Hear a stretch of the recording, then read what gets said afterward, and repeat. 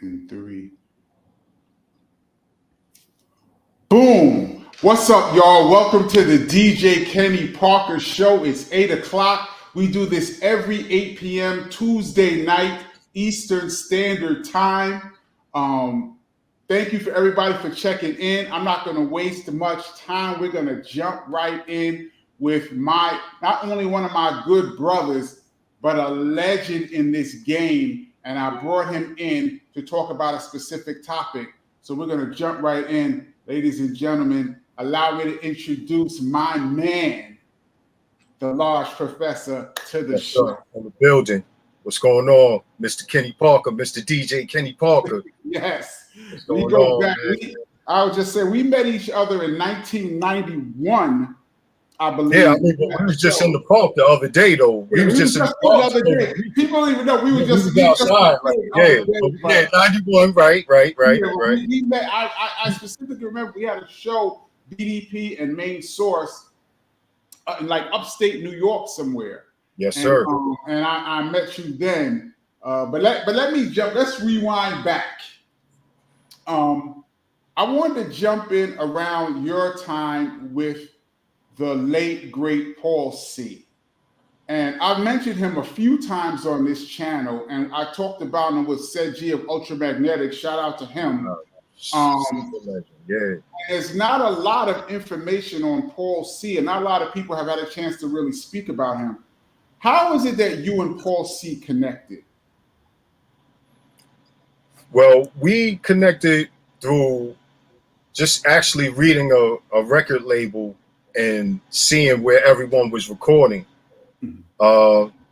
As Main Source, we sought him out as our engineer because we liked his work on certain joints that we heard. So we wound up at 1212 with Paul C. So you were already the group Main Source when you met him? Yeah, we was getting it together because like their mother was our manager and she saw something in us and she was like, y'all guys got to go in the studio. And that's what it was right there. You know, they was reading the labels, seeing where we needed to go. That's it. You know, that's how we did it back in the days, to see where, things like that. That was our Google. Pick up the record, flip it over and read it, like KRS says. Pick up the album, turn it over and read it. Blow it up. What year was this? 89. 1989. So were you producing music then? Were you a producer then, or you? No, I was a bedroom DJ that had good ideas. I had a Casio SK1 that I could loop on, but I was already there with, we can't have any typical loops. Like, so I was already somewhere else with those ideas, even though they were primitive. I had some ill loops, that was on deck. So it was like, all right, now you doing this a little different. Like, so, and then once I progressed in the drum machines, I was able to translate that with that, but yeah, now I was just a bedroom DJ, just hooking up tapes for the crew, cause this was like this is like the dancing era, when dudes had dances, when rappers had dances. Yeah. So it's like that. Everybody had 88, 89.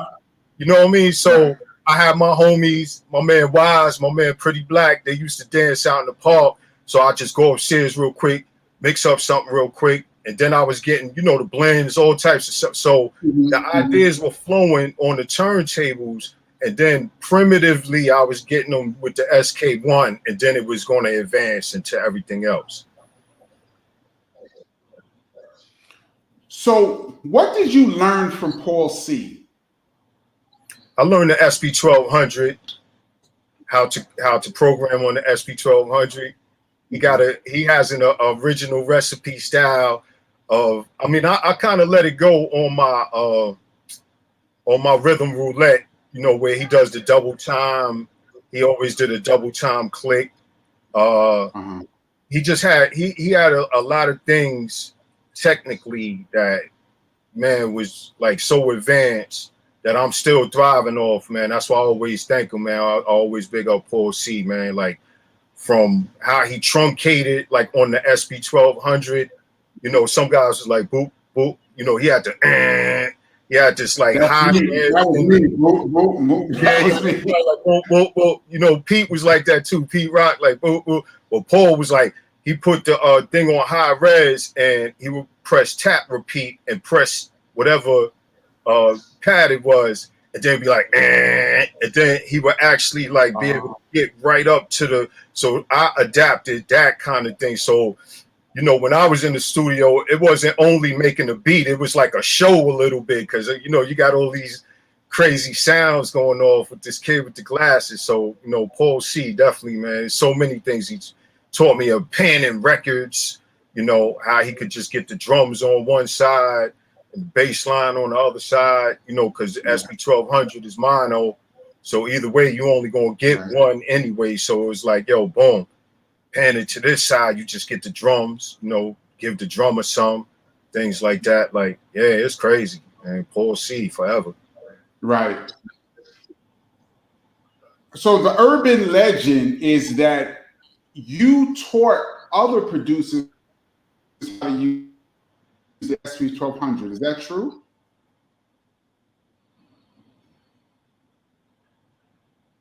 You got to repeat that because it kind of. Can you hear me? Yeah, I definitely can hear you. Yeah. Oh.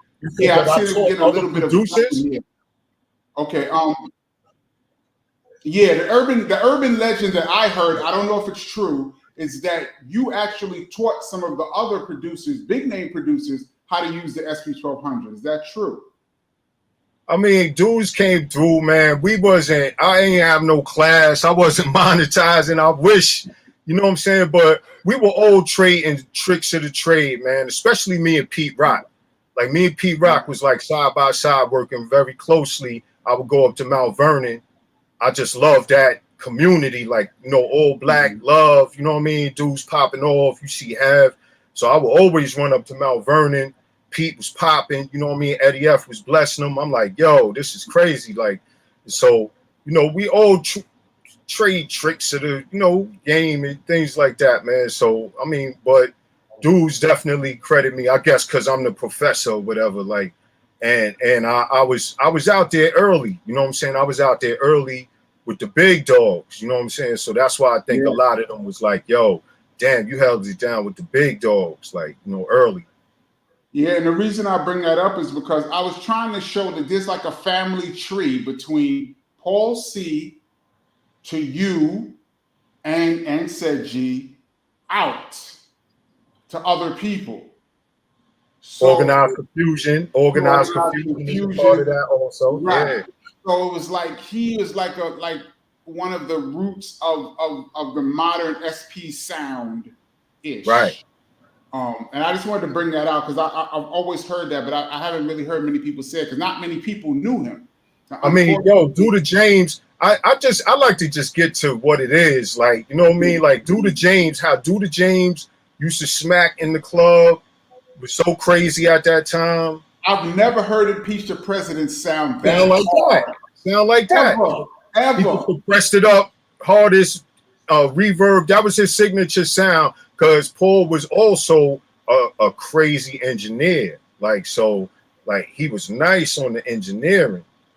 So, I mean, he could make the beat and then touch it up and we ready to roll, like, type thing. Yeah. So, unfortunately, Paul C passed away. And I do believe you picked up. Murdered. He got murdered. I you know, for YouTube, I'm trying to be easy because I got in some trouble for some things that was said on here. So I'm trying to be easy with certain words. But yeah, he was murdered, unfortunately. And so, how was it that you became? Was Eric B and Rakim your first project after he was murdered? Like, was that you picked up where he left off? Or how did you get to start working on that album?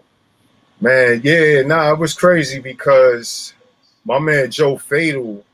Shout to Fatal, that's my man. Sir, you already know. So like Joe, he's out there, he's politicking, like early, like politicking. So he wound up getting up with Eric B and Rakim, Kool G Rap, and all of them dudes. And this was all at the same time when I was starting to, like, Paul had passed, and now like I was starting to do little things, like I had gave some beats to Traj, And so I was starting to gain some ground. I did like I want to get into that too. So yeah, wait a minute. Hoodlum and things like that.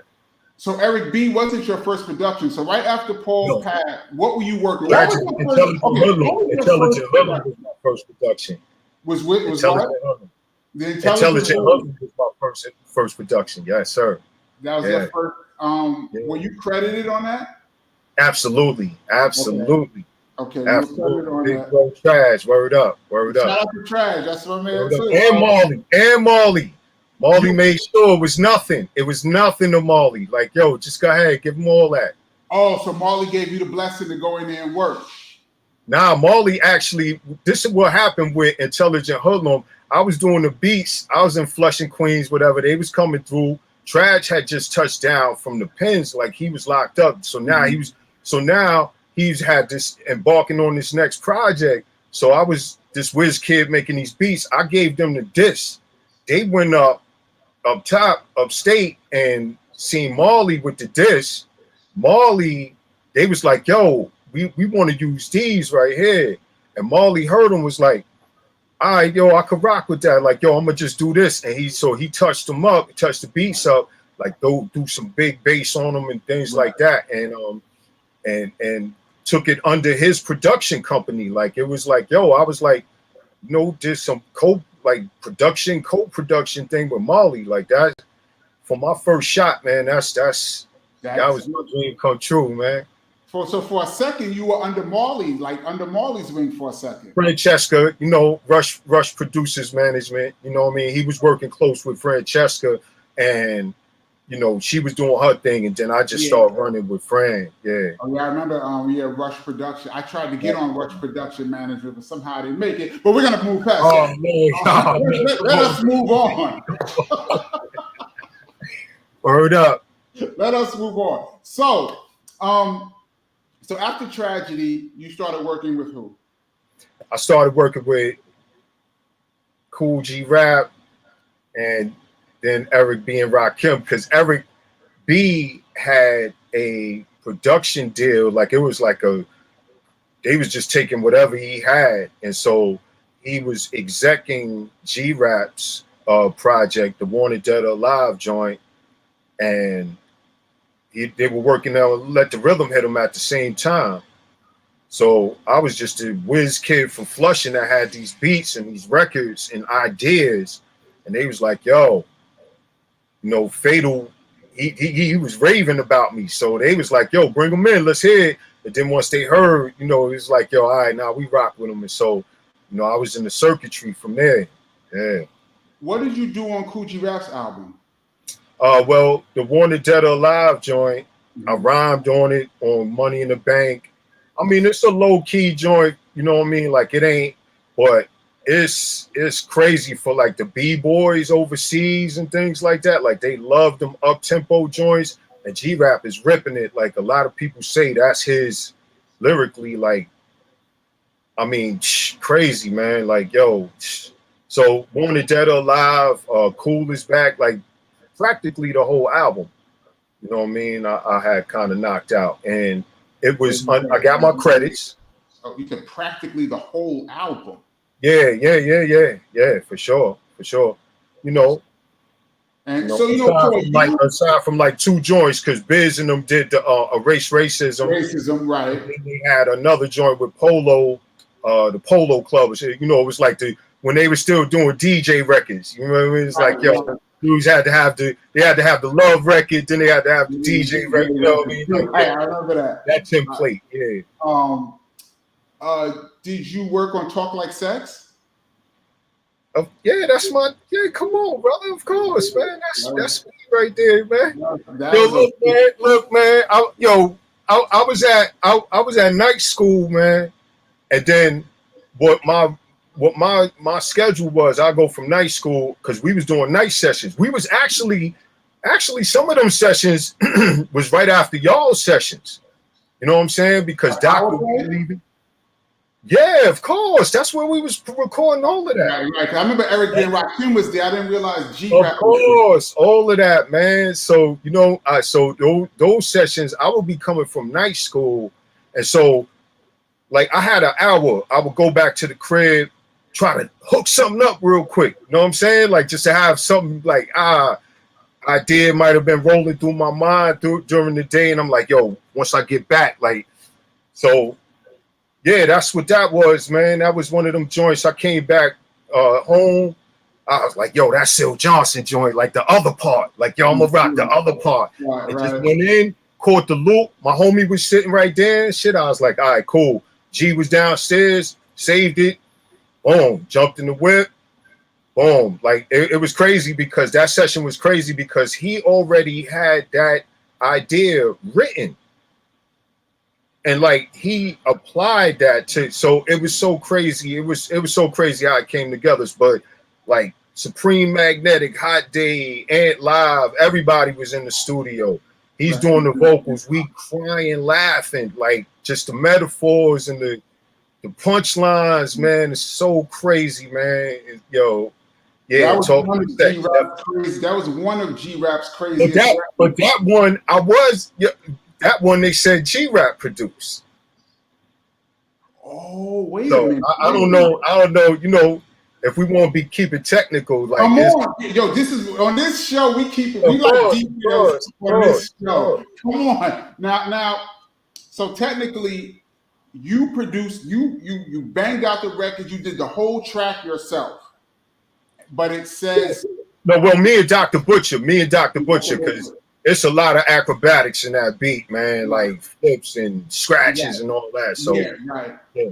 But you're not credited on that song. As producer, nah. Wow, nah. It was crazy. So that was like that signature joint that you like. I tell you like this, man. I went to school after, right? Because I told you I was in school. I was in high school.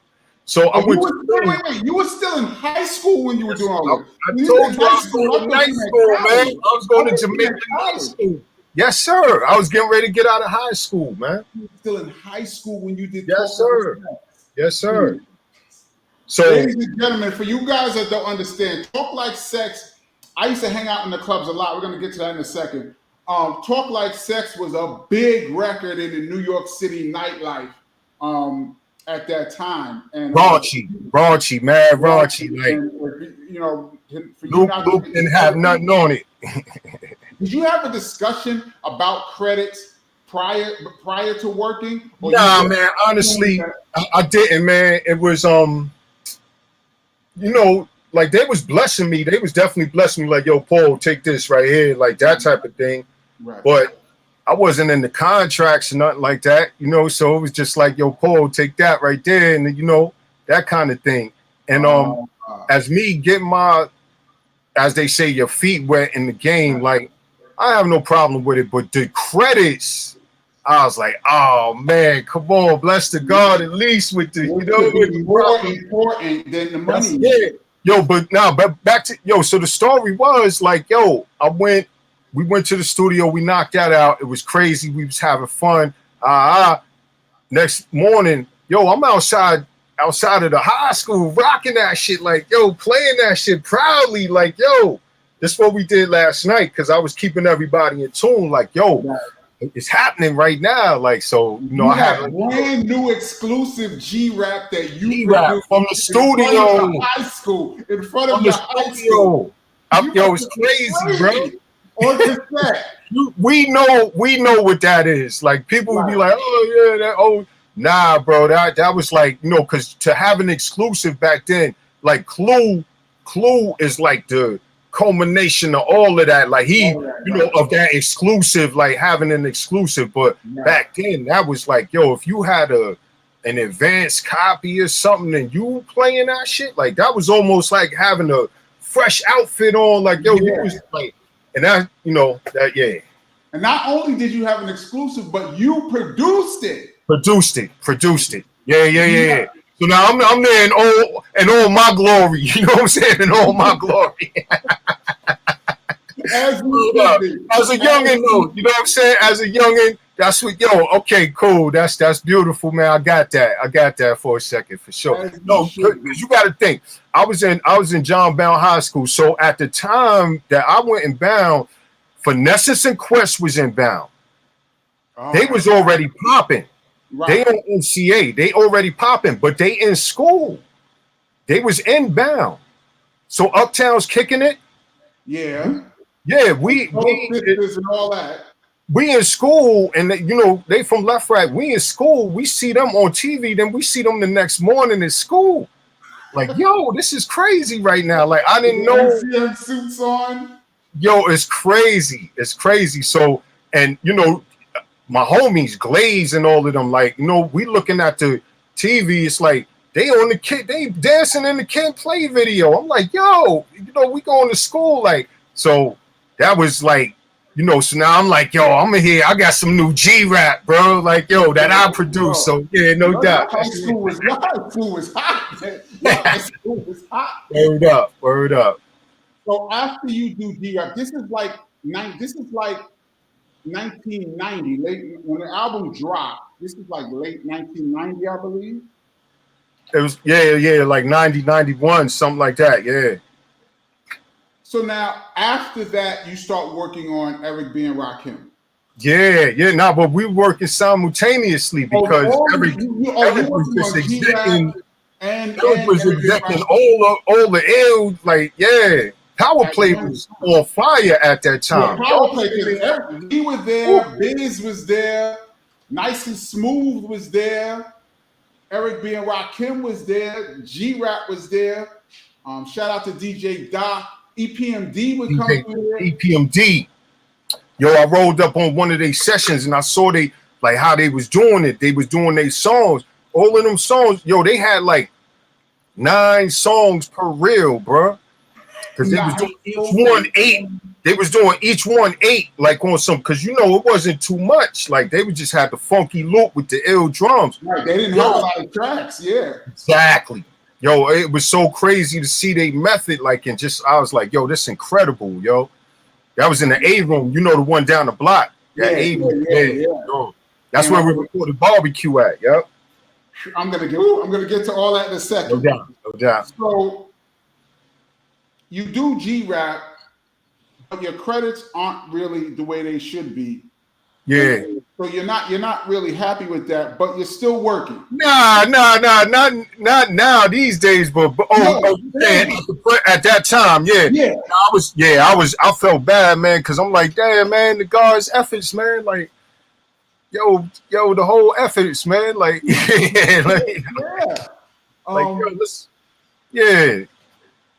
like, so, damn, man. What did you do on Let the Rhythm Hit 'Em?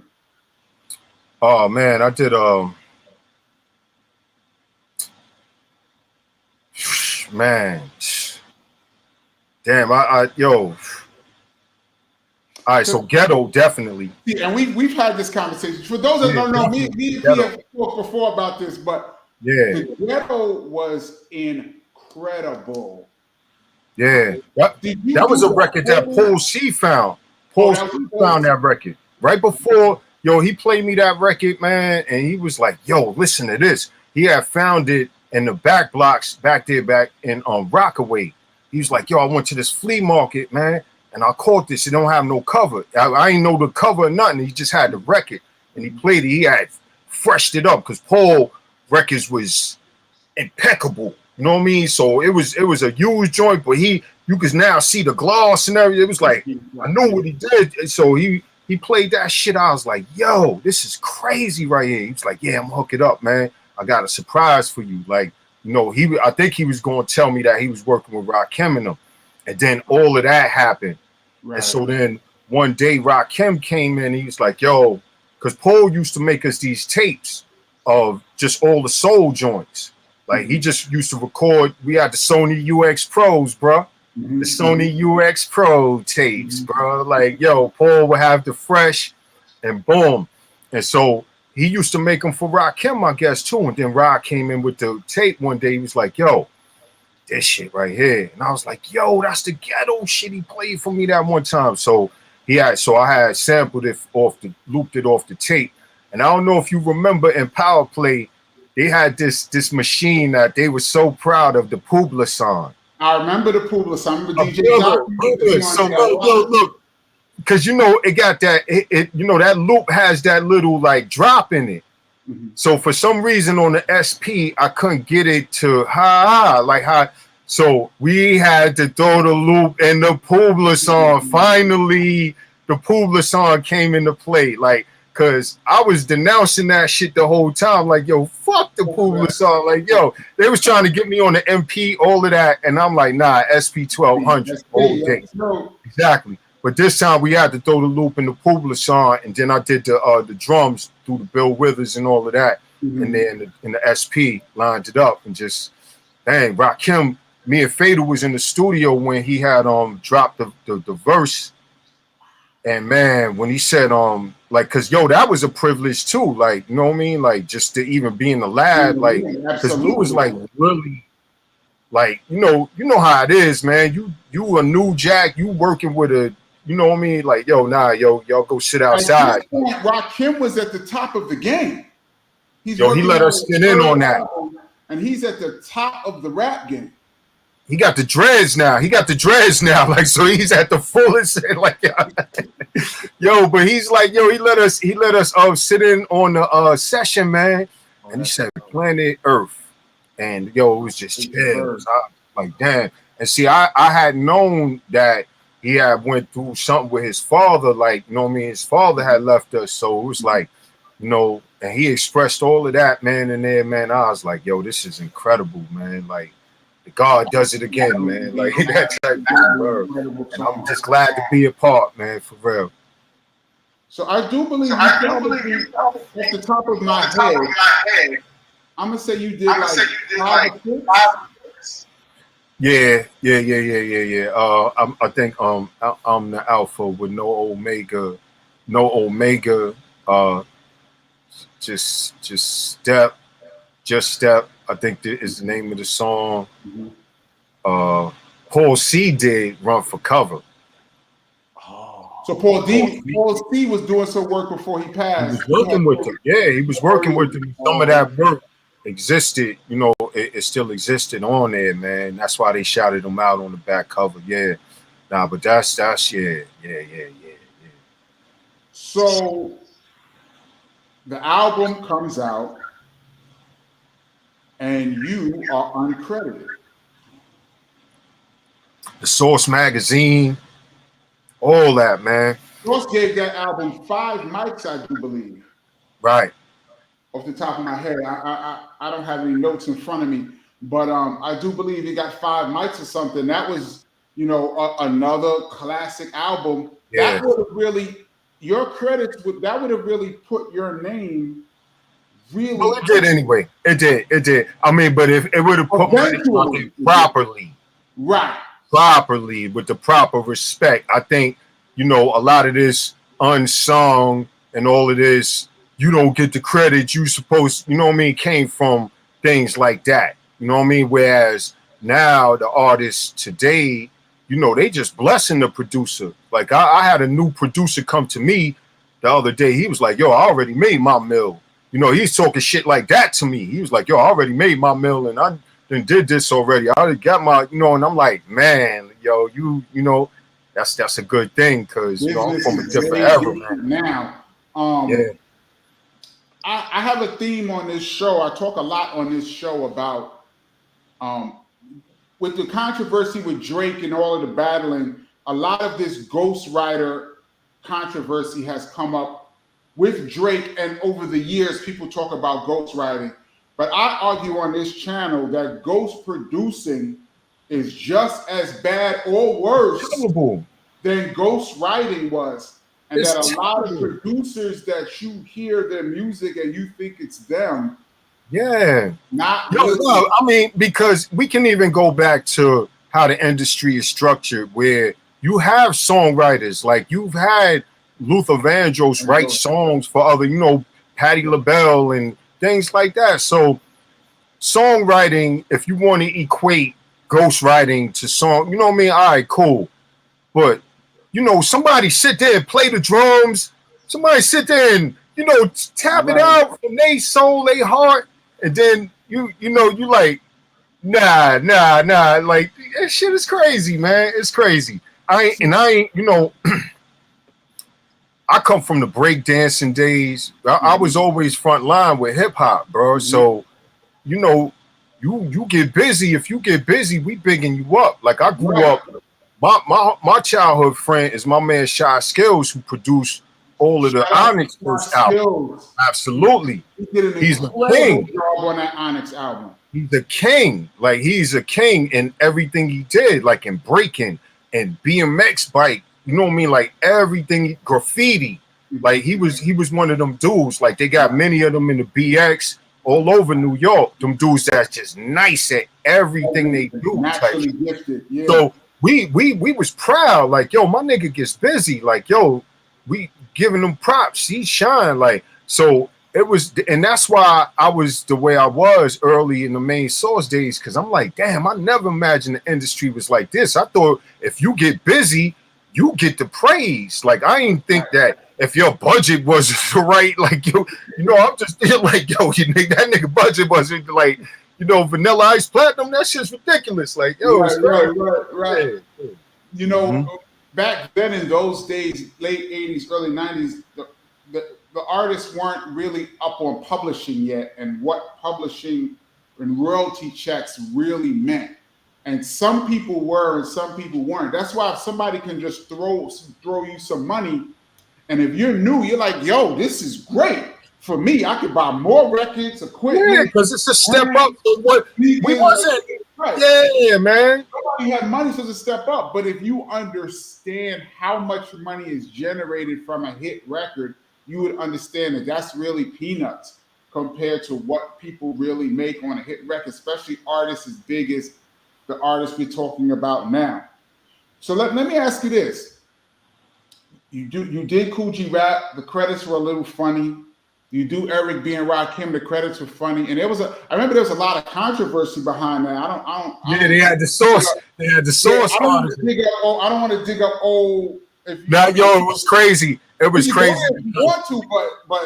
But look, it was crazy because I wasn't really media trained at that time. Like, cause you know, we had media training also with the industry and all that. So up at the source, they was like, yo, between us, man, like off the record, like, yo, you did the Eric B and Rakim? I'm like, yeah, all that shit was published. All that shit, like, yo. All that shit was supposed to be off the record. We're talking about a fourth interview that Large Pro did, and it caused a lot of controversy when it came out that Large Professor did a lot of the music on the Eric B and Rakim album because we, as the consumer, had no idea. Yeah. And you said this in the source, which at the time was the source of information in hip hop. When you said this, I'm sure it caused a lot of controversy in your life. I remember being at the You was there? Oh, right, because Guru, I know Gangstar was on that bill. Let me. For those that I talk a lot on this channel about. Yo, kid, why you ain't hold me down, man? Yo, go ahead. I'm about to get to this. At the time, I didn't know you. Right. And so I came to the show. I used to hang out a lot, y'all. I was at everywhere. So I was at in the building. Word up. The show was Eric B and Rakim. I do believe Kool G Rap, Gangstar, and Main Source. But I'm jumping ahead. And then Ed O.G. was supposed to be on it, but then Yo-Yo filled in. Right. Oh, okay. I forgot that. And I remember that like certain people were kind of the word. I was in the green room. Downstairs, right. Apollo has a green room downstairs under the stage, and the word was that certain people were looking for you in the Apollo to approach you about this thing. And I remember seeing you. I didn't know you at this point, but I was just in there, and I remember seeing you going up. The Apollo has these little Yeah. I remember seeing you going up to the dressing room, and then I started to see certain individuals go up to the dressing room, and I'm like, oh man. It was crazy. It was crazy, yo. It was because when I got there, they was like, yo, Paul, come upstairs, man. You know what I'm saying? Everybody want to talk to you. It was the Paid in Full crew and shit. Like, Supreme in them. Like Supreme is that's my dude. Like I'm, you know, I trust all of them still, you know, like so I go upstairs and it's like, yo, Paul, man, what the fuck is this shit, man? Like, yo, what's going on? And then now they got some Queensbridge, like God bless Yammy from Queensbridge. They had Bumpy Nux was with them, and you know what I mean? Like they ain't really, yeah, they wasn't like, and Bumpy Knuckles. Now listen, man, Bumpy Knuckles and Power Play, man, we was like working on Nas demos together and things like that. So, you know, that's my man right there. I'm like, yo, we was working on music together. But at that time, man, it was just, you know, that industry bullshit controversy, man. And we was all new to all of that, man. So, you know, but ain't nothing ever go down, man. Like man, is a real good brother, man. Like he let me rock, man. He let me rock. And you know, but nothing went down, but it was definitely a super scare, brother. It was a super scare. I was shook. I was shook. I was in Apollo doing my show, shook for real. They had brothers on this on that side, brothers on that side. And it was like some old, like, yo. Like, all off of an interview in a magazine. And about 2 weeks after that is when you did the show with us. And that's when we officially met upstate New York. Now, let me backtrack a little bit. So now these two albums come out. Your credits aren't right. Are you feeling like, yo, I'm done with this industry or this is bullshit? Nah, not at all. Not at all. Because you know, honestly, man, I'm gonna tell you, man, for real. Like, I always felt like, yo, these brothers is older. You know what I mean? Like, I had a whole new generation with me. Like, yo, during every B and Rakim sessions, Premier came through. Charlie Brown, Leaders in New School, Busta Rhymes, Mad Dudes was coming through because I was the wonder kid. Like, and I'm in the with the big dogs. They like, yo, you think I could come through? I'm like, hell yeah, bro, doing shit like Rakim sometimes wouldn't make it on time or wouldn't make it at all to the lab. You know, he got to really, so, you know, dudes in there with me, sitting there with me and shit. I'm making beats, Premier in there with me. You know what I mean? Like, I'm introducing them. I'm like, yo, this DJ Premier from Gangstar and shit. Like, introducing them to dudes. They like, all right, you know, but that's Eric B and Rakim. You know what I mean? That's G Rap. Like, you know, they were way up there. Way up there, bro. Like, and it's like, all right, cool, that's your man. Like, you know, that type of shit. You know what I mean? Like, it's and so I knew like this new generation, like we get busy, man. We the kids that was dancing to you know, get on up. like yeah, we was like, I'm the kid in Wild Style that was like looking at y'all like getting busy and shit like that. So I knew what was to come. So I didn't really stress it because we was embarking on our own thing too, like Main Source. Like there was a new wave coming. There was a new wave coming. Exactly. And I just wish that them brothers would have seen it, and because that would have built and you know, because that's what the game wound up being now. After that, everybody was showing love. Like, you know what I'm saying? Down south, all of them was showing love to one another. Like, all right, now you got Fat Joe showing love to Nas and Mobb Deep, and like, you know what I mean? Like, it was mad love. Like, so I just wish they'd, you know, caught that early. Like, yo, show these brothers love. They getting busy. So at what point while you're working on all of this did you start working on the Main Source Breaking Atoms album? All the while. Yeah, nah, we got the tentacles. Yeah, we got the tentacles popping. Like, yo, this is a G Rap beat. This is a Main Source loop. Like that, you know, like that Gwen McRae. I was always like, yo, in a second, yes.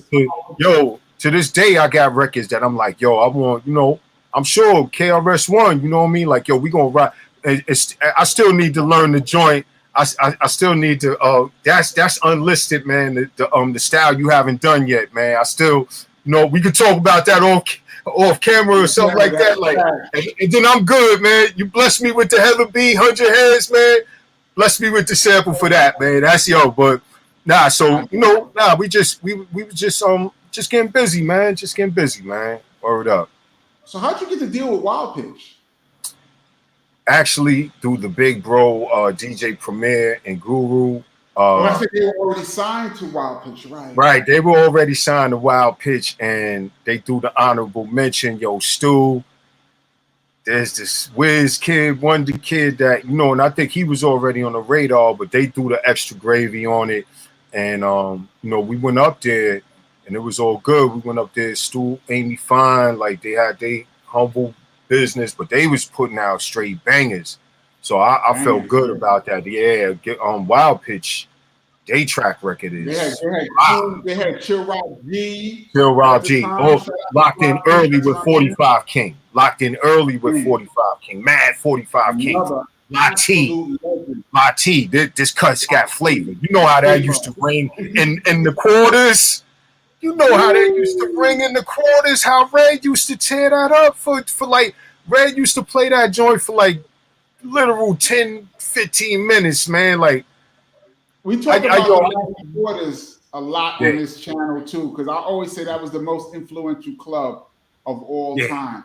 Because it was like the style, the b-boy, the dancing, you know, and then you had the shirt kings with the graph element, you know what I mean? So it was 100%, but it was a little bit like, it, you know, we wasn't in the alleys no more, like with the bricks and all that. We in Latin quarters. Like, this is a traditional club, really. Times Square. Yeah. Latin quarters is a black season. Word up. So who picked the single Looking at the Front Door? Like, did you guys have a say in it? Stu Fine. Stu knew what it was, man. Yeah, Stu was Stu. I wanted to name Breaking Atoms. I wanted to name it Main Source. Oh man, hold on. It's gonna come to me. I'll get back to it, but I was gonna name it something else. Oh, Ghetto Synopsis. That's what I wanted to name it. And now that I think of it, it would have been good. But the Breaking Atoms was like, Stu Fine was like, no guys, you gotta name it Breaking Atoms. Oh, you know, because yeah. Stu Fine was calling a lot of good calls for us. Word up. Stu Fine is the president of Wild Pitch. Yes, sir. That song, Looking at the Front Door, was a big record. I do believe it went to #1 in Billboard. It did. It was a #1 single, man. Single. That's a big song. No, man, I couldn't believe it. How are you feeling? You walking around with a #1 song. You're fresh out of high school. You're walking around after grinding. Yeah. You're finally out. I went through the gauntlet. You know what I mean? Took my bumps and bruises a little bit, and then now here I am. You know what I'm saying? Like it was. You know, we gotta keep moving now, like getting busy, like, you know, like yeah. The second single was Just Hanging Out with Live at the Barbecue. And you know,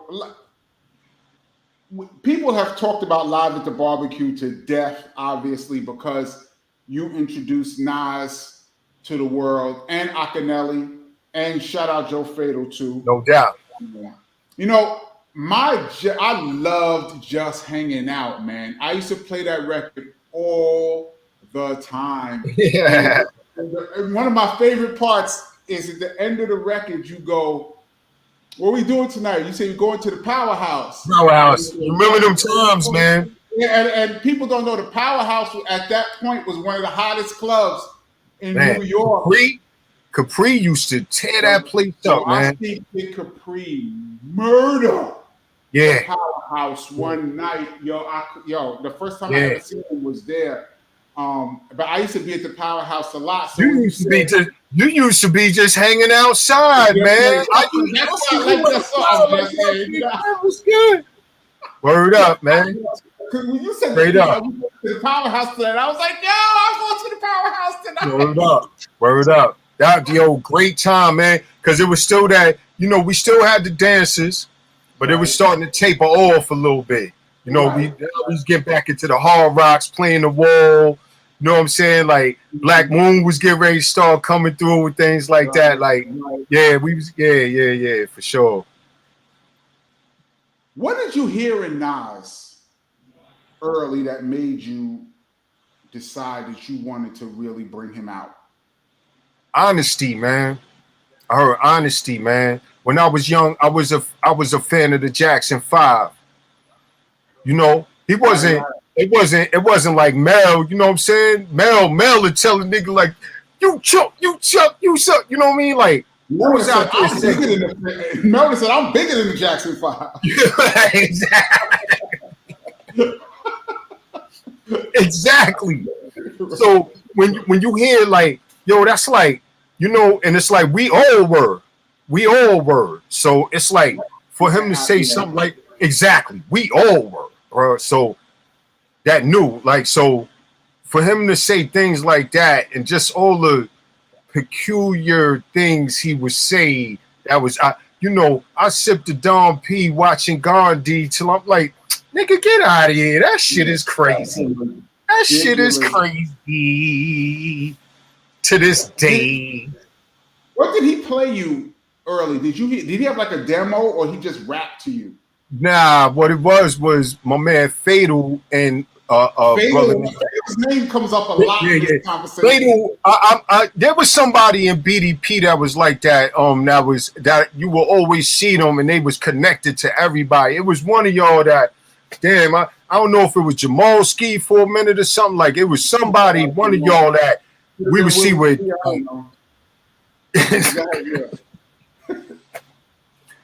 Yo, but Fatal. So Fatal was he originally lived in Flushing. Like we was like from 5 years old. You know what I mean? Then he dipped off. He became this Long Island City dude. Then he came back, and we was like from childhood. So now he knew all these dudes from Queensbridge and all of that, including G Rap, Eric B, like I said earlier. And so now it's like, yo, there's this new kid, man. He's real nice. And we're gonna record a demo for him. We need you to do the beat. And so they brought Nas to the high school, all of that. I had the drum machine with me in school. Boom, we took the cab out to Coney Island. They had this studio called Sty in the Sky. And we recorded a demo there, and I heard him. And he was, yo, we had songs like, he had a joint called Top Choice of the Female Persuasion, 550 Fahrenheit. We had hooked up this Funk Incorporated joint. I can't. That was Top Choice of the Feet. But so we was going in, man. After that, man, like just because he was real, like it was a lot of hardcore shit, a lot of like real complicated. You know what I'm saying? And he mixed that like that smoothness, and then when all hell broke loose out there in QB. And you know, Ill Will, his partner, our partner, like he had his demise. Like then that edge came. It was an edge that came to him, man. It was like, you know, that's where that life's a bitch and like things like that. Because prior to that, he was just a skillful, like kind of going like G Rap a little bit, like you know what I'm saying. My rhymes will mutilate your life, you know what I mean, like that type of shit, like you know what I mean. And then we got a little bit more personable with it, like with just street, you know, and just writing and like reading books and things like that. And you know, once I heard that, I was like, yo, it's time. So Breaking Adam drops in like 91, I believe. Absolutely. Then you started doing remixes. You know what I listened to the whole time when I loved the was it Edutainment? Edutainment came out in 91. I mean 90, and 90, right? Came out. Is that the one with World Peace on it? That World Peace was Ghetto Music. That was 89. Ghetto Music. That's what I listened. I listened to that whole album. I love the Racist. I think World Peace should have been a single. Racist was on Edutainment. Edutainment. Okay, all right, so I was really listening, bro. Like the Racist was my joint. Racist was banging. And World Peace was my joint. Like them, I mean, outside of all the, you know what I mean? Like Man, I was heavily, man, like definitely, man, like that world peace joint was like, yo, that was tough. And then even when y'all got to reprogram, like, you know what I'm saying, for the channel live joint, I was like, that's world peace. Shout out to Hakeem and Tuffy. Word I need up. to have them on here one of these days. Word up. So by this point, by the time when the Main Source album drops, you're that producer dude at the moment. You're like you were the one young whiz kid that yeah. But I ain't got the bread yet, though. I ain't got to like. I'm that young, you know what I mean? Like not like how they are today, bro. Like you know what I mean? Like, if you had a #1 rap single on Billboard today, you'd be a millionaire. If whoever has a #1 rap, you'd make $1 million quick in 2024. In 1990, you said you had a #1 rap song and you didn't have it. Straight up, man. That's great. That's the business. It's just amazing how far the business has come. So when did you start doing the remixes like Slick Rick, It's a Boy and stuff? Yeah. When did that come? That's when I got down with Fran, man. RPM with Rush Producers Management. That's when you started doing the remixes. Yo, cause you know that's Def Jam, that's all that. And then you know they had a house.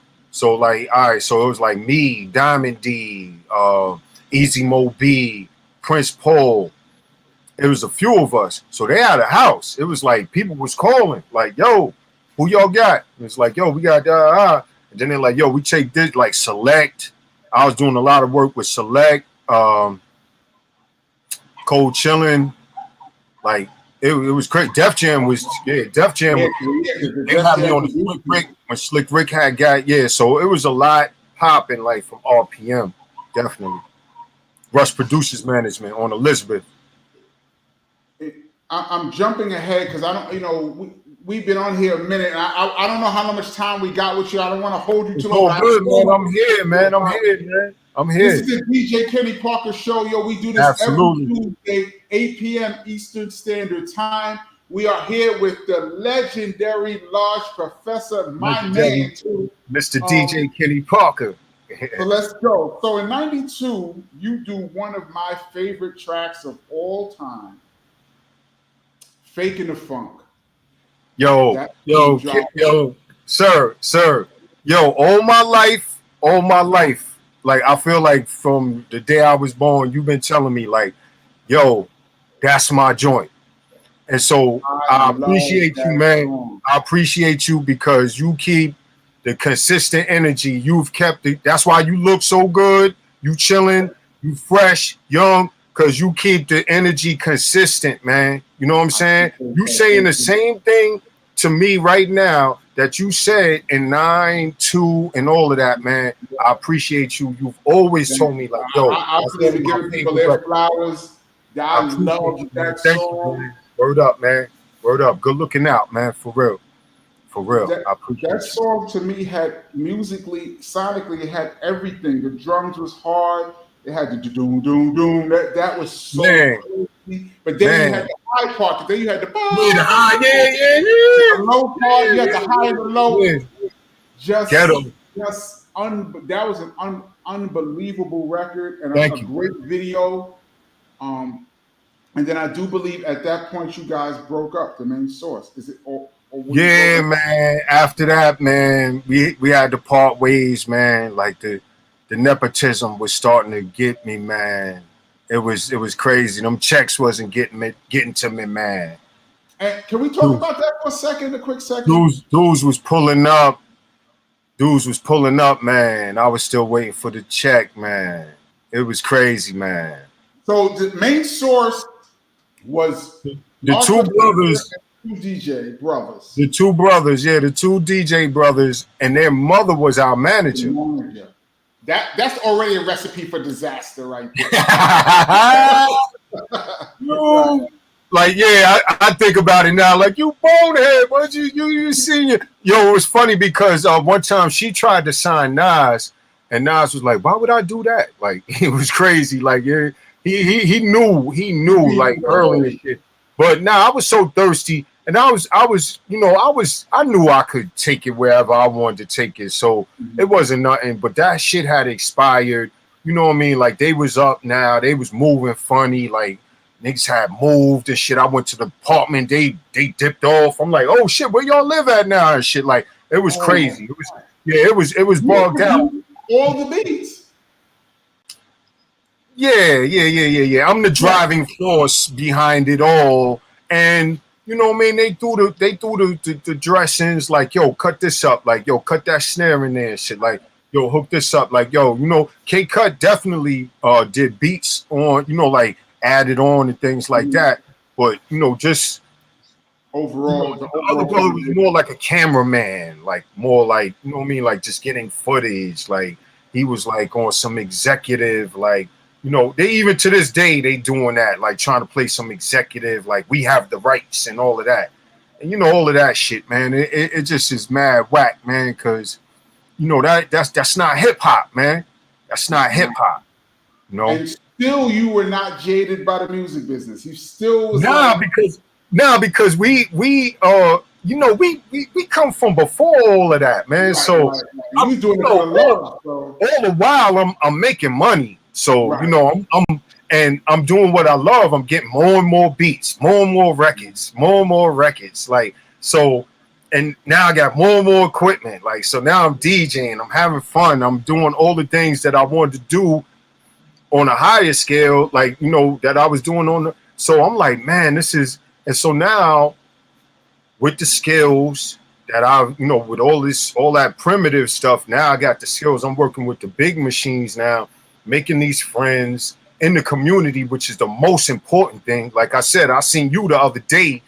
You know what I mean? We was chilling. We was in the Lower East Side. You know what I mean? Like, you gotta rock with the community. So, you know, that's what hip hop is all about. So I always felt like, yo, all right, man, y'all gonna go ahead and go for what's behind door number one, man. Like it's crazy, man. Y'all, it's crazy, man. Chill for a little, yeah. Let me ask you this. Let me backtrack one more thing. How did you start rapping? I started, honestly, man, the first time I wrote a rhyme was after I was in Maryland, man. My parents had sent me to me and my niece to Maryland, to Baltimore, and I heard Slick Rick and Dougie Fresh the show. And you know that shit out of Maryland, like I'm a kid from the city, man. Like I was in the graffiti and all that shit was like crickets out there for me at that time. So I'm like, man, like, and I just started writing after I heard the show, man. You know, it was like it wasn't the same tempo as out in New York. So I'm like, damn, I'm gonna just sit here and write. And then I kind of like found out that I like writing, you know, through rap and shit, and just kept writing from there. So you've been rapping early too, the whole time. Yeah. Since like I would say like since like 86. You know, I gotta say this for people that don't realize it's extremely difficult to write a hit record, and it's extremely difficult to produce a hit record and bunches of them. And you were actually writing and producing at the same time. Hip hop hit records. Multiple classic albums fresh out of high school. Yeah, man. Absorb that for a second. Absorb what I'm saying to you for a second. How incredibly difficult that is to do. Nah. I mean, if someone's gifted, man, they, you know, you got prodigy. There's a reason why they call that word gifted, because 99.9% of the population can't do it. And then I, you know, like I say, yo, man, I come from the breakdancing days and all of that, man. So you got to give it up or turn it loose. Back in them days, we used to break to it. Now we just throwing it in the sampler. I've been listening to this record, man, since it dropped, man. Like, yo, so all these things, man, like it was a good time, man. Like it was good timing for hip hop, for us, you know, for the B-boys. Like I'm a B-boy. Like I'm a B-boy. I broke. I was used to break dance, you know, writing on walls, all that, man. All that, man, definitely. So now you leave Main Source. Mm-hmm. Now let's jump into real quick a Tribe Now Called Q-Tip, this is now Q-Tip see what's going on. Q-Tip see what's going on, and this is when now Tribe getting ready to come out. Because remember, it's 92, and then they getting ready to come out like 90. I think that was 94 that they came out with not Beast Rhymes in Life, but Midnight Marauders. 93. Yeah. So that's 93? 93. That's 93. All right, so yeah, so Fakin the Funk is 92. Oh, right now, because Illmatic is 94, right? 93. Yeah, I'm trying to go in order. That's why I'm just trying let's keep the timeline correct. Right. Yo, so 92. Yo, in the year 92, this is how we do. And then like everything dissolved with them. Q-Tip seeing what was going on, man. He was like, yo, bro, man. Come on, man. Come see what's good, man. Like, and so like Tribe embraced me. I was like they guy. I was like a semi-member of Tribe for a minute, you know, after that. Like they was taking me on tour with them. I'm doing front door, all that with De La, all that. Like we wasn't even doing this with Main Source. You know what I'm saying? So now it's a whole other level. Like I'm hitting spots. I ain't like Main Source. We did good. We did a couple of spots. Like I think the joint we did was in Syracuse. I don't know. I might be when you're saying upstate. I think it might have been Syracuse. Somewhere up there, upstate New York. Yeah. But so we did, but like in Brand Nubian, like we was always on with Brand Nubian things like that. But we ain't have that same support as all them do. So we ain't do it. So now I'm with Tribe, and them boys is through the roof. And they just like showing that love, like, yeah, they was just like, yo, bro, here's your segment. So I'll do like front door, hanging out and like barbecue and break out. You know what I mean? Like, so they kept it just even on, you know how it go, man. Like God, you know what I mean? Like, yo, you feel like you sinking and then be like, nope, we're gonna go to a higher place now. Like that type of thing. So that's what that was. Yeah. I was always curious on the first 3 Tribe albums. The ones that to me basically have landed them in the Rock and Roll Hall of Fame. Absolutely. Congratulations to them. Word. Tribe did every track except for one track on Midnight Marauders. I think it's called Keep It Rolling. Keep It Rolling. Produced by Large Professor. How did that? That's credited. Yeah. No, that's just brothers wanting to break bread. Like we was really like. Throughout the whole album, that's why Q-Tip was shouting me out, because I was like yo, sharing all that stuff. Like prior to that, you know, Q-Tip was just bringing records and like they would hook him up, like, you know, but he didn't have his own drum machine. He ain't have no turntables and all that. So then he had bought all of that, and I was like, yo, this, that on the SP, on this, on that. So you were showing him how to write during Midnight Marauders. Album. The first 2 albums that Tribe did, Q-Tip was not. He just had records and rhymes. But and then Midnight Marauders. Now he got the SP. He got the the 950, the SP, all of that. Like the standard setup for those. Right. And you kind of showed him some tricks, and now exactly he allowed you to produce on that Tribe album. That was big. And that's a great song, by the way. Fuck Criminal Mischief. That's the line everybody remembers. Nah, but it was good that they let me get that out, man, because you know we kept it hip hop. You know what I mean? I threw the DJs under the bus. I wanted to, you know what I mean? Like, yo, straight up, like, yo, you know what I mean? Like, it's hip hop, like, yo, this is what we do, you know. And you know, that wasn't their MO at the time, but they let me do what I, you know, like, yo, go ahead, get your, you know what I mean? Like, we don't want you to, like, we want you to keep it clean, but go ahead, we're gonna let you, you know, rock with the full. And you know, I'm like, yo, fuck them 2 DJs, like, yo, you know what I mean? Like.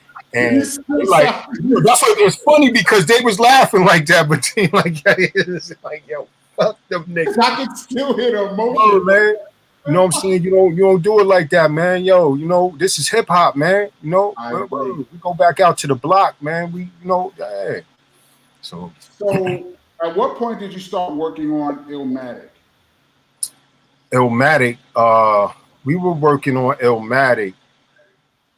Yo, as soon as after Fakin the Funk, man, because all this stuff is happening like simultaneously. Right out, yo, that's what I'm saying. Like after Fakin the Funk, like it was almost like all right, cool, I'm good. Like, cut the cord if you want, like, cause now I'm doing these productions, so I'm making bread.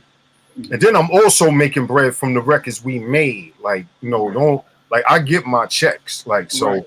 But for this publishing deal that we were supposed to get, I didn't. And that was going to put me like up. Like I was going like now, and they did the winkle dinkle on that and shit. You know what I mean? And that's it was nasty.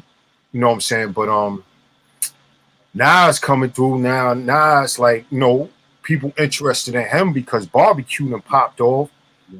Crazy. You know what I'm saying? Faith is talking to him. He going around with Ock, going to different offices. You got Clark Kent, all of these guys he was going to, Russell and all of them. And Faith was like, Faith Newman at the time, like one of her favorite songs was Looking at the Front Door. So all of that stuff that I was doing, she was highly interested in. That's why I like the Slick Rick remix. All that Nikki D I did some stuff for. I did a lot of stuff on Def Jam. Word up. You know what I'm saying? Apache came, so all types of stuff, man, for real. So it was just popping, man. Like and now it was Nas's time and we was in control now. It's like, yo, because we were recording on Eric B and Rakim's time and Power Play on the downtime before, but now you got Nas with his own budget. Like he's spreading out now. He like, yo, hold up, play that shit again. Like, before we used to be like, please, like, could you like, may we please? He's like, yo, hold up, yo, spin that back. Like he's sitting back now and shit. And I'm like, my nigga, that type of shit. So I'm just seeing everybody, all that whole. It's like the album cover. It was like when we put that needle down, mad sparks was flying. So you got to think in between that too. Ock's album came out. Wait, Nelly came before. I'm trying to get Illmatic. Absolutely, 9-3. The Bomb came out. Shout out, The Bomb Baby was another one of them. The Bomb. This shit is The Bomb. I like. Did you play? I will play. What's up? Is that a sample or you played keys there? Nah, that was Anton on the bass. What's his name? Pukshansky. Don't want to butcher his name. Hey, those that don't know, Faith Newman that we're talking about was A&R at Sony at the time. And I believe she's the one that signed. Faith was like she was working with some big stuff, man, at the time. Like she was A&R and Slick Rick's project, the one that he was working on when he got locked up. Like all kinds of stuff, man, was coming through for real. So all right, so I'm jumping. You do Akinelli in between, then you do Nas. Halftime drops. Yeah. And that was a big song on the Zebrahead. I believe it was the Zebrahead soundtrack. And now the world is, we're getting more of this young boy. Yeah. Like what, 17, 18 at this point? 9-3, 20. He's 20. Okay. Nas is like 20 years old. He looked like he was about 15. So now halftime it drops, and now Nas is now getting more buzz. And then I remember, how did you guys get to clear the Michael Jackson sample for It Ain't Hard? Bro, man. Oh man. People ask me this, man, and I'm like, yo, I just always felt like, yo, if it's strong enough, they gonna pull the budget together, man. They're gonna pull the budget together to get to, especially with Sony. Like Michael Jackson was Michael Jackson, though. Quincy Jones, yo, they wanted to be down with us. They wanted to rock with us. They wanted to be cool with hip hop. And that's why I got cleared, man. You know what I'm saying? Everybody, man. Once Running them did that thing, man, that whole, like, all of them, like, you remember George Clinton was going at us at first, and then he cooled out. James Brown, like, all of them, they was going at us at first. Then once they seen them, where it was going with their old music, and they saw where it was going. And once sample clearing came into effect too, it started getting money. Which it was big business now. You know, I go with that big business. Right. Because I always was like, yo, I know Teddy Riley used that sample for after with the SWV. SWV, but I know he was down with Mike, so I was like, okay. They say he asked Michael Jackson himself, and Mike said, yeah. But I'm like, he like, yo, them other dudes in low-fied my shit out, man. Your shit, like, yo, because we grittied it up, man. Like that song is gritty, man. And so wait a minute, SWV came after. Absolutely, absolutely. Come on, as well. SWV absolutely. Just like Lisa came after Front Door. Oh, that's right. But they was loving our ideas, man. They was just like, what they sample for that? Okay, we're gonna do an R&B joint over that. Like, you know what I'm saying? They was loving that idea. Yeah, they definitely used that. I forgot about that. Lisa, let the beat hit them. Yeah, crazy. And with gold and all that, we ain't even go gold, kid. Like, yo, it's crazy. Like, yo, wait. Yo, I had to go sit down, man. I ain't understand what was going on in the industry, man. That's that shit I was talking about, ghetto vacation. I had to go take me a ghetto vacation. And regroup. Because that was the streets now. Like, I'm like, yo, this is crazy right now. Highway robbery. When Illmatic, so I just want to touch a little bit more on that, because I know Illmatic has been spoken about to death. So, you know, we're the third. Illmatic out. Right. I don't want to go too deep in it, but I just want to, on a producer level. So, were you supposed to do the whole album, or was it? Nah. Nas was he already had like a wish list, a dream list. He was already asking me like, yo, you think Pete Rock could hook me up with a beat? I'm like, hell yeah, I'll be up there all the time. Yo, you think this one now? Like, all the people who I could connect him with, I did. Like, you know what I'm saying? Like, he just had a knack. Like, he was focused, man. Like, super. Like, he knew what he wanted to do, like, with music. Yeah. So all you producers that were on the album, y'all were basically all friends. Y'all were the new wave. Yeah, we was already going. Premier was already going. Premier had he had just done the Heavy D stuff. Because Return to Boom Bap, I'm not sure if he was working. Oh my God! After, because I'm trying to remember, because Premier started getting real hot. I know he did J. Rule. Yeah. Well, Gangstar was already hot. Yeah. He branched out. I know he did J. Rule was like his first big like. That was the whole shift. Ridiculous. That was the whole shift. Ridiculous. I always tell him, I'm like, yo, that's where the beats. Something about the beats got iller. Something got ill. That was ridiculous. I told him that was it. Yep. And then he started working with KRS, and then that was crazy. That album was crazy. All this is, like I said, all of these things are happening around the same time. Yeah. But good for hip hop. Did you know? Like, because I remember people were saying that Nas is the new Rakim. And I was saying to them, that's blasphemy. Like, to me, that was like, how dare you? This is before Illmatic came out. Right, you know right. I mean? And so you're crowning this young boy the new Rakim in 90. This is like 93, 92. I'm like, you know, like, I got to hear this kid because that's right. Did you know, like, when y'all finished the album, like, this was going to be one of those moments? Absolutely. Because, I mean, and then you got to think, Nas was coming from a hub, bro. Like, he coming from QB, bro.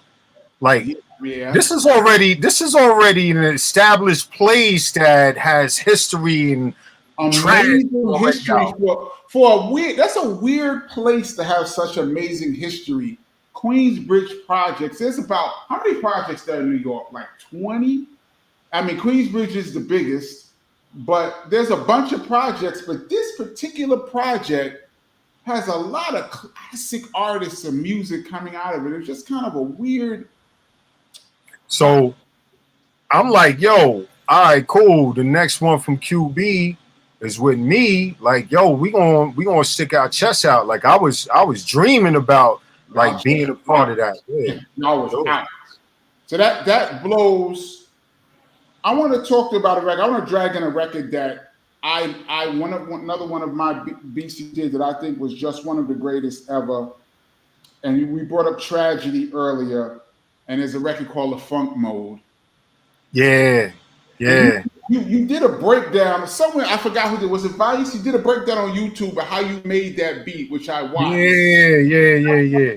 One of my favorite records that Thank you, brother. I heard that record of Stretch and Bob beat though. Yeah, Stretch and Bob used to go. Yeah. I couldn't believe how funky this was, and that was early Havoc. Yeah, word on the mic. This is Mobb Deep before. It's like you had a real hand in Queensbridge. You're not even from Queensbridge, but you had a real hand in what right. Now, I mean, well, you remember how it was, man. It was like the guy with the drum machine or the guy with the turntables. You know what I'm saying? Like everybody didn't have that. It wasn't like how it is now.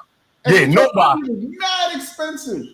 Work and you wasn't. Nah, you were like you had to. So you know. And then by that time, like I had put in so much work because I mean, I really got out into the streets early prior to all music and all of that. Like I was just a like criminal mischief, like concerned with what's going on in the streets, dude. Like I didn't want to stay home and watch television or none of that. So like I was early on that, like group home and you know all of that type of shit. So, Malachi, yeah. You know what I mean? So I'm like, no, but I mean like I was in the group home, like I'm out in the streets getting in trouble, all types of bullshit. Like so, you know what I mean? Like so, like I was ahead a little bit, like I was still young, but I was like really experienced with a lot of things. So like. With all of this music stuff, I knew what I wanted to do too and how I wanted to represent for hip hop, like definitely, like because you know the art, man. I always loved the art. Word. On the Funk Mode, did you use the Gwen McCrae again sample? But the way you had the beginning part, the beginning part, it was just so. I was like, yo, this part, word up, this part. So, and then everybody started going in on that part of the record. And you saw every like, yo, everybody was like, let me try that, but let me see what I can do. Exactly. But it was ill because everybody was flipping it differently. Like that was a good thing because like even now how we got like them beat battles and like they give out a sample when you get the different takes, like it's enriching the community, like absolutely, yeah, for sure. So by the time, so with Illmatic and all this drops now, you're one of the biggest producers in the game. So you decided to do your own album. Is this because now Illmatic is 94? What happened? Okay, what happens after 94? Illmatic, you one of the biggest guys in the game. Yeah. Illmatic. In your all right, so all the while, Wild Pitch has come to me and said, yo, we want you to record a solo album. And we're going to let them record a main source album. So I'm recording. But now, I ain't never like want to be in the game like Dolo, like, you know, yo, it's just me. Right. So now I got to adjust. I got my original crew from around my way with me. You know, one thing about the Main Source Brothers was we made it because they was focused. They was about that. They was, you know, on the music tip. Like they was ready to do what we had to do. So now I'm trying to go with my homies from around the way who that ain't their mission. You know what I mean? That ain't their thing. So I'm readjusting and Wild Pitch is like, yo, come on, man, with the album, we want to drop the album. But I'm just kind of readjusting the whole shit, getting my campaign right. So Wild Pitch after a while, it's like, yo, look, man, we getting ready to close the doors, man. We got a couple of labels. They want to speak to you. You know what I mean? Like we gonna be a part of it, and we closing the doors though. And I'm like, all right, Atlantic was one of them. You know what I'm saying? And then Geffen was another one. Geffen, it's so funny in the industry because you got Atlantic, and you think like, okay, let me choose and see what. But meanwhile, they like, hey man, the Geffen one sounds pretty good to me. Like, they trying to sway you to the one that's gonna be, you know what I mean? So Geffen was a new label at that point. For hip hop. For hip hop, yes. For hip hop, yeah. But Geffen, I mean, they was part of that MCA conglomerate and all that. I think what I'm saying? So Jizza was on there. I was on Geffen the same time Jizza was. Right after they signed Jizza, they signed me. Then they signed Source Money. They signed a couple of other dudes. And so we were on Geffen. And then now I'm recording with Geffen. Now, like I said, like earlier, like I thought I was going down. Like that's when Group Home and all of that, because that was my coping music, like the Group Home album. I'm like, damn, because I'm in between deals. Like Wild Pitch, like they dissolved, and then now I'm like in this gray area right now. I'm still doing productions because now this one the Common remix and all of these types of things is happening. So I'm still breathing. I'm still on the radar, but I'm like, damn, well, what, like my artistry, what am I doing with it? And then they came to me, man. It was like August, man. They was like, yo, Geffen gonna do the deal and everything. Yo, I was getting ready to slip off the slope. I'm like, I don't know what to do, man. Like, it was crazy. Like, I had wound up in this place alone. Like, it was bugged, man. And I was like, damn. And then that pick me up came, man. It was like, yo, and everything changed, man, for the better. And but then I got a real dose of some industry politics, with that go around, man. Well, let's talk about it. You talk about the album now. We're talking about the Mad Scientist album. Yeah, the album. It was to be called the LP, and Mad Scientist was the first single on there. Mm-hmm. It was crazy because I was still on the same campaign that I was on, like with Main Source. But now, Geffen blessed me. Like they was blessing us. Like I was blessed. Like, yo, it was like, nice. Man, a brother ain't never had this. Like never. So that's what I'm on the record. I ain't never had no basement or no attic. Like, yo, what? Like I'm like out here crazy. Like, but it's not going out there the right way. It's not time for that. Big and all of them is popping at the day players. I got problems. I'm the Mad Scientist. Then the Mad Rapper came out. Yeah, I'm looking crazy right now. Then Nutty Professor, all types of shit. Yo, it was crazy. The timing. What are you doing? Like, yeah. But yeah. So I was rocking with Geffen for a minute, and then it just was not coming together. We put out Mad Scientist and I Just Want to Chill. $100 bill. Videos and everything. And we didn't get the traction that they wanted. I wasn't, dudes nowadays, they more industry savvy. They more like the brothers from down south. Even y'all, man, like brothers that take a box of records somewhere and all of that. Like I was like, kind of like wanting to feel the perks, like, oh no, you do it, like that type of shit with the office. They're like, nah, you gotta. Where's your crew at? Like, where's your street team? Where's your like that type? We gave you all this money, like, and so all of that dissolved, man. And then it got scary again because now I'm like, oh man, damn, I ain't make it with the big boys and shit. Like this gonna look bad. This like who gonna rock with me now? But then. That's when the community was like, yo, like we know what you talking about. So now Fat Beats, all of these, and then that's where it's like, yo, you know what? I'm good with the industry, man. Like we got our own. Yeah, a lot of times it's best to have your own. They ask, famous. I think we're feedbacking a little bit.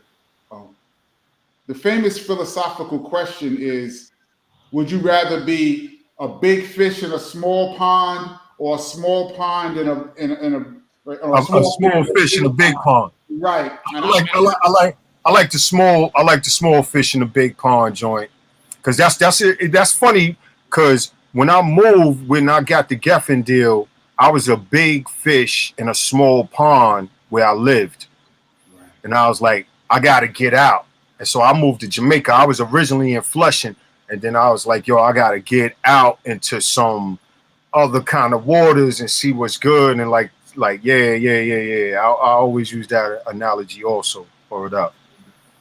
So let's jump up a little bit further. Let me ask you this, your opinion on this. Sometime, and I spoke to Pete about this as well. This is one of the reasons I wanted to talk to you. At some point in the mid 90s, this term beatmaker came about. And it became a distinction between a producer and they would put the word just a beat maker on the side, like a producer is here and is just a beat maker is here. And they try to make it where the person who dug for the records, found the samples, banged out on the drum machine, put it all together is less important than the guy who selects and who's overseeing the whole project. And I've always had a problem with this beatmaker term because I feel like it's a derogatory term to diminish the real people who dig. And like I was talking to Pete last week, and you're one of the legendary diggers of all time. And first of all, can you talk about the art of digging? Like, how hard is it to really find that record? Well, you gotta. It's like we from that era where we played with records as children, and then we grew up, and then it became something. It was like, okay, this is serious now. Mm-hmm. But like we grew up, like I know you did, I did. You know what I mean? Like exactly. So you got to know what it is first, because like a lot of people think they could just pick a record up and just get any old random part of the record. So you got to know what it is, and that's where the breakdancing came in, and like that, up rocking and things like that, because it'd be that get down part, you know what I mean? And then you like, yo, I want to hear that again and again and again, and then now we sampling and looping and things like that. So you got to know what it is first, like. That's the problem with a lot of these dudes today. To me, like they just get random parts of records, and I'm like, I don't know about that. Like that's not the get down part right there. Yeah, that's not the part. But yeah, I came up in the ranks, man. Like just like listening to Sugar Hill records and things like that. Like damn, Ninth Wonder, Eighth Wonder, yeah, Ninth Wonder, Eighth Wonder, Sugar Hill Groove, right? Like that, like just hearing that and just getting amped and being out in the park jam. You know what I mean? Like my sister, I had a sister that was 12 years older than me, so she, with breaking, I was like a little pitch. She's like, get him, like all of that. So you have to go hard. Yeah, I got that. I got that older like that. So.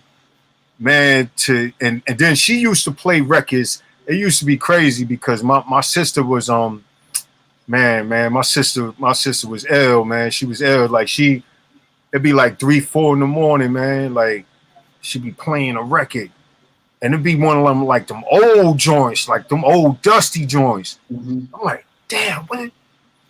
I love it, like, cause I could hear it, like the living situation is crazy. I could hear it, and then now. In the morning, I got to get up and look for the record because I want to hear that and feel. So little things like that, man. It just like, you get enough of that, man. Then you start going through the records. You hear the Sly and the Family Stone joint. You like, oh man. Then you hear a kid named Flash. Right. Oh, hold up. That's a hold up, man. So it was wildfire, man. But digging is a. You gotta love music, man. You gotta love all kinds of music. You gotta love getting getting a little bit dirty with it, and like, yo, it's crazy. We dig it for sure. Speaking of that, there was a time in one of the most sought after, I think it was 45s, was the sample that you used, Chicka Boom Boom Boom. I Oh think man, the Chicka Boom, man, the Pazant brothers. There was a time when like that 45 was going for like hundreds, maybe 1,000. Yeah, oh yeah, it could go. Yeah, now especially because it's and see everybody in the record community know what it is now. So you ain't really got no dummies that just got a Pazant brothers sitting there. They know like this is that thing, man. But it was beautiful, man, because Egon had he told them he met the Pazant brothers and he told them, he was like, yo, there's this record that, and they liked it, and they actually sent me another record of theirs. I wish it was a double because I got one. I still got the same copy that I used for Front Door, but they sent me another one of their joints and they signed it and everything, man. I was like, yo, that's blessings, word. I still got the signed copy, everything, man. Word. Was that record sought after before you used it? I think after you used it is what made it go to the roof. Yeah, no, I gotta give super. See, and that's I had a secret weapon, man. I had a secret weapon in the BX, man. I had my man Sergeant Lin Funk, man. Like he was, and so like he just a record master, like not DJing, not none of that, like B-boy record master, like one copy, fresh copy, like yo, you got this, yo, you got that. Like he used to send me with lists. And then now I'm the new young digger, so I'm finding these new joints that nobody ever cut up in the park. Like, why didn't you never cut this up in the park? Like this, and that was my thing. I'm like, they never heard this. Like, they never heard this. Like that's the same thing I still do on Instagram. Right. Like, they ain't never cut this up in the park. That was always my thing, man. So yeah, man. Man. Did you? So when you first got that 45, it was cheap. It was cheap when you got it.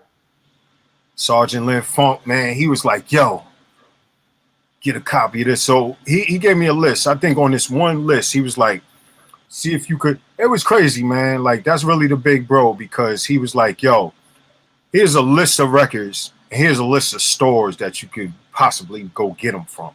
Well, this guy was. So, you know what I mean? Like, I'm like, all right, so you give me this list, you give me the list of stores, I'm gonna go.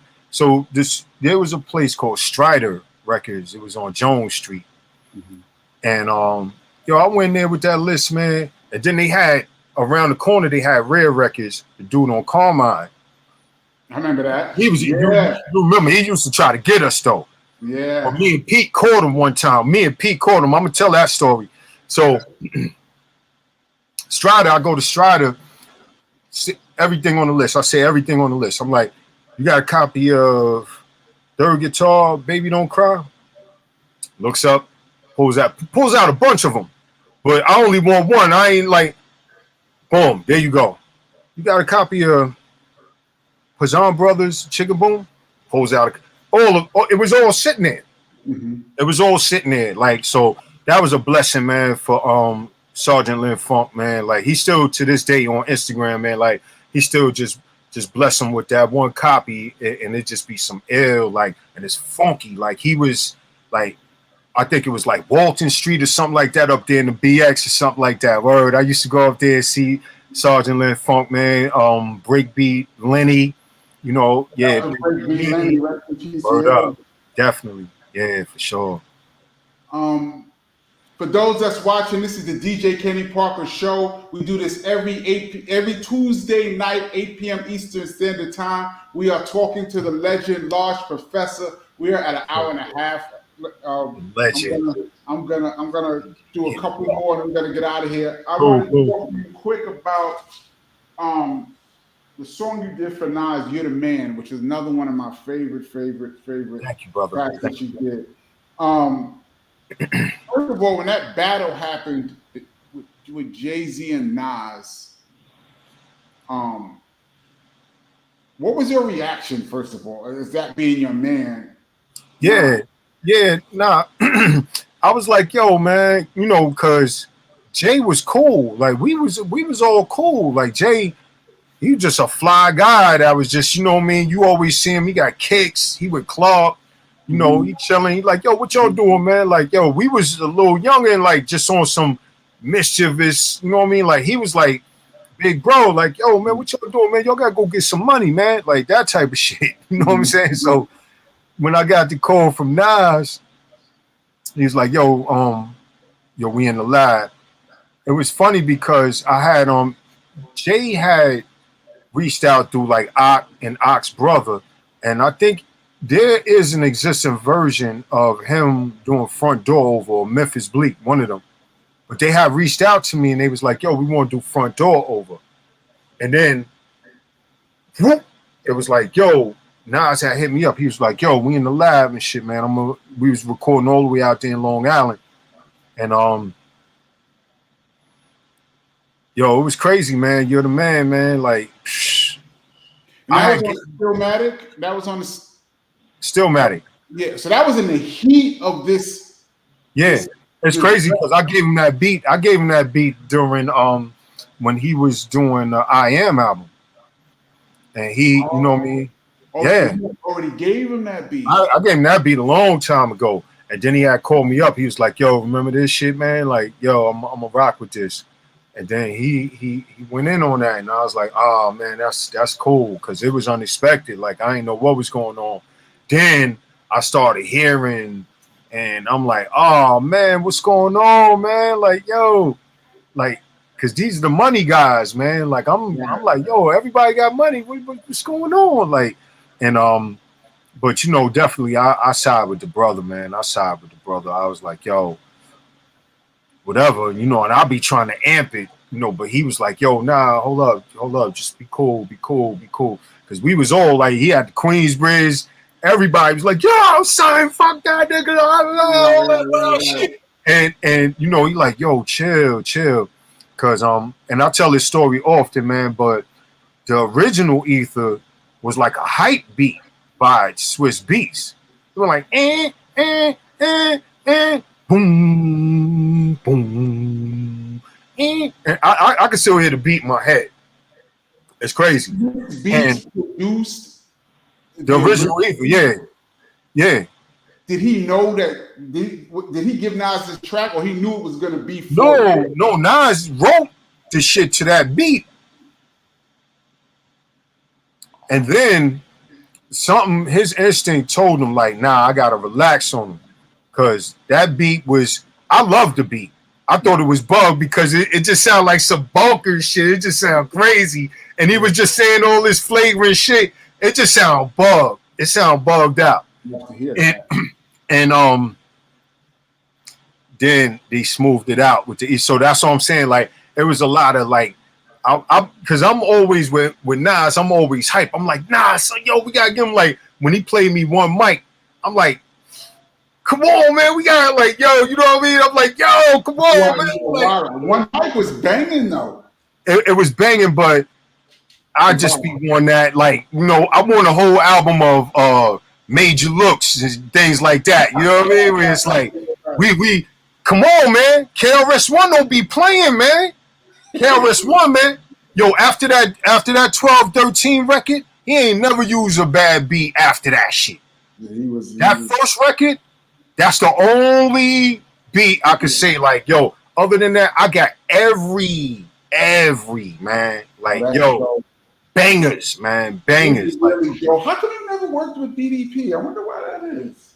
I was supposed to, man. I got up one time, man, with Alchemist when he was going to see Alchemist, when KRS-One was going to see Alchemist. I didn't know about that either. Wow. Oh yeah. That would have been crazy. They probably need to revisit that, honestly. When was this? This was got to be like something like 07, 08, 09, something like that. Okay. Yeah. It's later. It's definitely later. And you know, we were saying we was gonna get up and things like that, man. But man, that's scary, man, because that dude, man, that dude, man, like, yo, he love to. Yo, dogs. I was at we did this we all did that Easter joint like a couple of years ago, man, and where he headlined, man, KRS-One, yo, he threw and he was dragging them. He's doing on banger after banger, and they was getting slower and slower. Each beat was getting slower. So I'm like, yo, no, you hold up. We're stepping to the world. Like, yo, come on, bro. And one of them was mad slow. It was like, it wasn't like, oh yeah, it's slow, right? Oh yeah. Yo, it was even slower than that. And I'm like, and he looked at me. He was like, and I'm like, God, like, yo, bro, like, yo, it's crazy. So it's scary, man. Like, yo, because I know that brother, like, it's like Sean P, like a few dudes, man, like they, you know, they say I'm neat. They say that my beats are too neat. You know, yo, nah, I need some rugged, like, you know, that's why I rock with the beat miners. With the beat miners, because they got that rough stuff, but we do too. No, I got some crazy shit, man. I got some new shit with Poet that's crazy. Oh yeah, so let's tell before we get out of here, tell us what you're working on now. Oh man. Just before you know, man, just sent the kite out back to Fat Beach for this Talib joint, man. This Talib project, man, is crazy, man. This man went and got Latifah and Light on a song. Light is rhyming, Latifah's doing the hook, bro. Oh, word. Let's go. In his travels, and it's fire.